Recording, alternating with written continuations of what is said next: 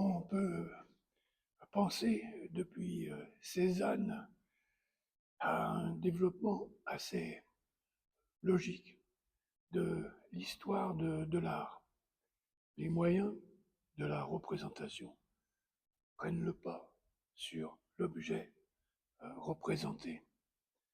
Nous avons vu dans la vidéo le lisse et le granuleux, comment l'objet copié cède le pas à l'objet remanié. Pour exemple, cette nature morte du XVIIe siècle et cette autre nature morte d'un artiste contemporain, Giorgio Morandi.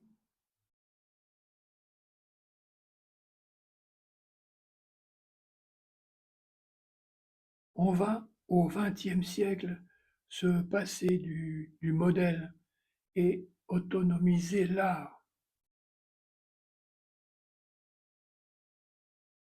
On inverse le rapport.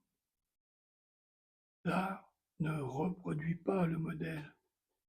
C'est le réel qui, quand il subsiste, s'érige en objet artistique. Ah, le monde va trop vite, les modèles fuient à la vitesse des automobiles, des trains, des avions, des fusées. Les idées filent également à toute vitesse et l'art doit correspondre à cet éblouissement, d'où le succès de courants esthétiques comme le futurisme à l'aube du XXe siècle ou l'art cinétique un peu plus tard. La simèse, le cadre, le musée, la galerie d'art sont des éléments asphyxiants. Ah, ils ne collent plus à l'époque. Le regardeur ne peut plus se contenter d'être l'observateur passif d'une œuvre belle, ou décorative ou géniale. Cela peut exister encore, bien entendu, mais de manière très arrière-gardiste. À l'heure est à l'attaque, à la déconstruction de l'œuvre fixe, à cette décomposition au sens plein du terme, initiée par Cézanne.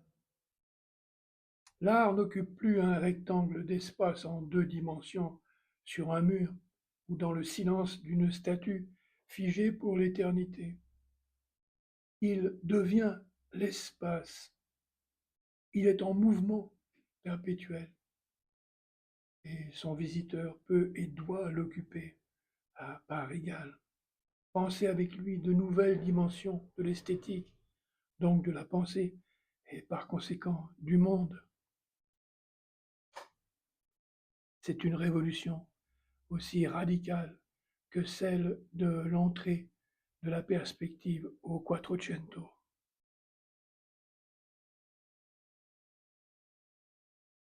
La physique relativiste a remis en question le temps et l'espace, compris comme des absolus. Ah, nous ne sommes plus à l'intérieur du temps et de l'espace, ces formes a priori de la sensibilité, pour reprendre les termes d'Emmanuel Kant, comme les spectateurs d'un théâtre qui nous fascine. Ah, nous sommes agissant sur eux, nous les construisons à partir de notre référentiel.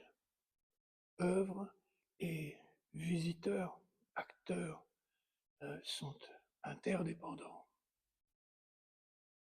L'art, libéré de ses cadres, délivre des messages ininterrompus. Le réel s'ouvre, crépite, palpite. Il offre en permanence de la nouveauté. Ah, ainsi, reconnaissons que le mot installation a été mal choisi. Ah, je vous laisse poster en commentaire le nom de votre choix. Quant à moi, je me défilerai en choisissant l'allemand et le modèle du sous-marin Und was Boot, dont l'abrégé est U-Boot, eh bien, unbenannte Kunst deviendra U-Kunst. Alors, je trouve ça plus, je ne sais pas, plus dynamique, plus séduisant que le français, un art sans nom. Pour conclure cette vidéo, ces installations, ou plutôt ces U-Kunst de Adrien Vescovi, un merveilleux de poésie.